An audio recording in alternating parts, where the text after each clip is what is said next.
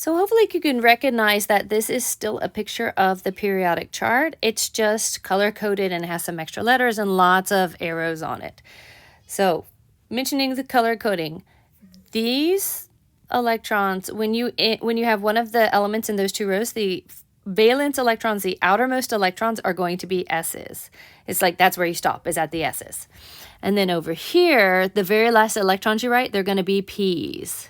Over here, the last electrons you write are going to be D's, and then we have the F's. So it's kind of color-coded like that.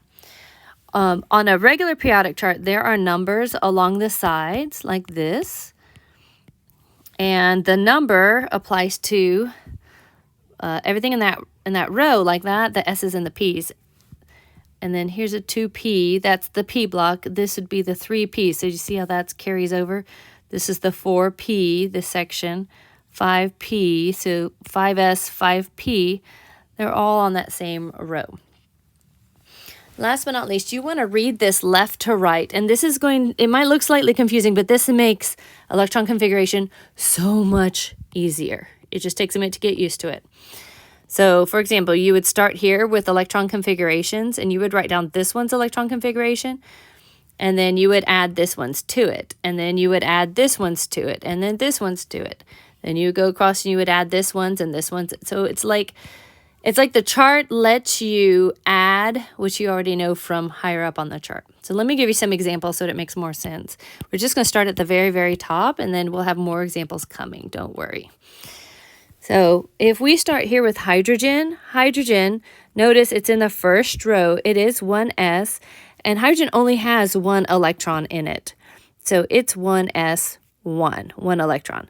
Now, just like before, this needs to show the total number. So when we get to helium, now look, this is one of the weird things. You can think of helium as being over here. It'll make a lot more sense to you. This is the only one I'm trying to move. I'm not trying to move any of the rest of them. So if this is for helium, this one's hydrogen. Helium has an electron also that's being added. So his configuration is 1s, and then there's a total of 2 electrons. Now we go back over down here. So we already have 1s2. Now we're in the 2s, and we're in the first column. So this one is going to be 2s1.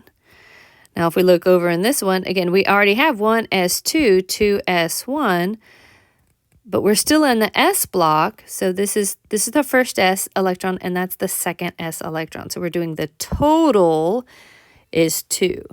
And I'm going to jump over here one more time. And like I said, one of the best ways to practice this is going to be by using and watching people with different examples. So this is what we already have. That's what we had here.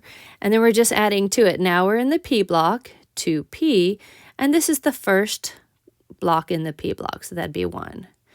And if I keep jumping over, like to this one, 1s2, 2s2, 2p, it was 1, but now I have a total, it's the second p, there are 2 in the p, so now it's 2p2. Like I said, more examples are coming, but that will get you started on how to use the periodic chart to get your electron configurations rather than trying to use lists, or maybe in school you saw something that kind of looked like this where you're drawing arrows or whatever.